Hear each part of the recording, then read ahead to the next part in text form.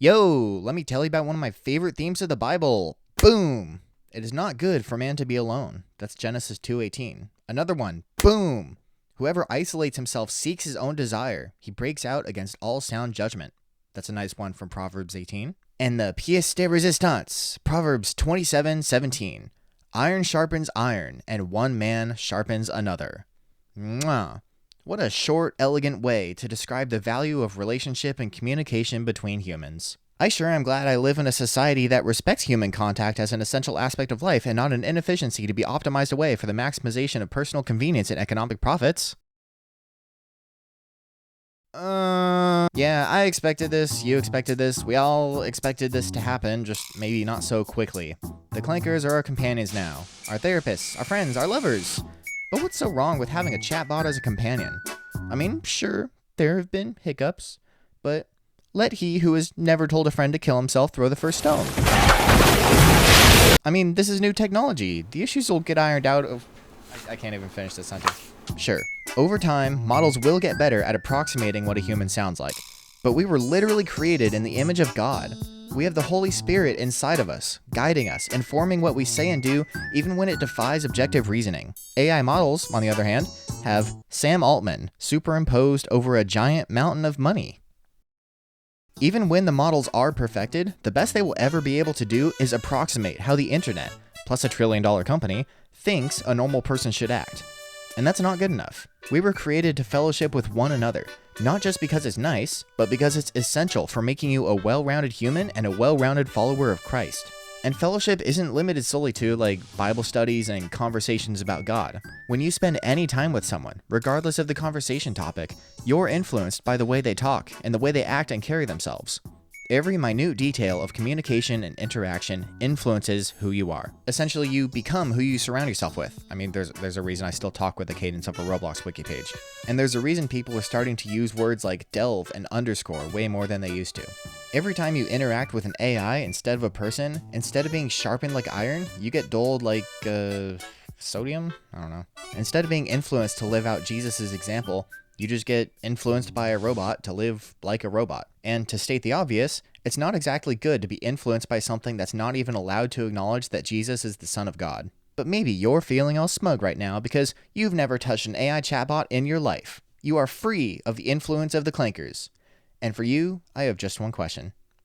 Would you like some spaghetti? AI-generated content is everywhere now. The slop has been plastering every site and platform, and now it's spilling out into the real world. Souvenir shops, schools, even some churches. And like before, the fact that it doesn't look good is not the problem. The problem is that video and images and music and writing and any other kind of art is, at its core, a form of communication. So when we consume or create AI-generated content, we are once again missing out on an opportunity for human connection. Now, with that being said, that doesn't mean we should never use AI for any reason. Every new technology is a double-edged sword, so let's look at the other edge now. For starters, AI chatbots are like search engines on steroids. It's kind of crazy that I could just say, hey, what's the thing from the place that one time? And boom, it finds it no problem. Yesterday, my mom mentioned something about an age verification bill in California, and for some reason, it's usually pretty hard to find the actual text of the bill. So I just asked the AI for something related to an age verification bill, and it found me the actual text, alongside a brief summary. Now, did the summary straight up lie about a critical aspect of the bill? Yeah, but the thing I use AI the most for is technical support. I made the jump from Windows to Linux this year, and I probably wouldn't have been successful if I hadn't been able to use AI to solve some fairly difficult and confusing challenges, like mounting a network drive and getting DaVinci Resolve working. Coding with AI has been more of a mixed bag. It can build a janky version of pretty much whatever you want, but I wouldn't trust the code enough to release it publicly without some major scrutiny. However, if you just need a quick and dirty program for personal use, it can actually be pretty powerful. Earlier this year, I got my hands on hundreds of sermon recordings on tapes and CDs from my church, spanning decades of history. They were just gonna go into an archive room, never to be heard again.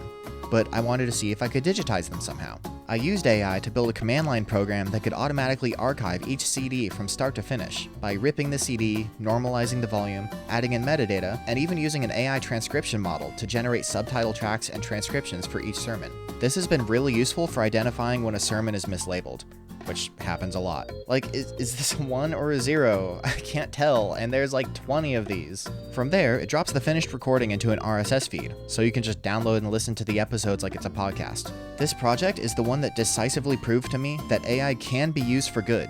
I simply could not have pulled off this project to the degree that I did without using a clanker to brute force the hardest technical challenges that I would have otherwise had to spend dozens, if not hundreds of hours trying to solve. So yeah, we can use AI, we just need to be cautious of how and why we use it. When it's being used to solve a problem or process an extreme amount of data, it can be a force for good that helps us live the lives that God has planned for us. But when it's used to give the illusion of human creativity and effort, or to substitute fellowship, it only serves to separate and weaken us. Nowadays, it's more important than ever to be intentional about engaging with your community.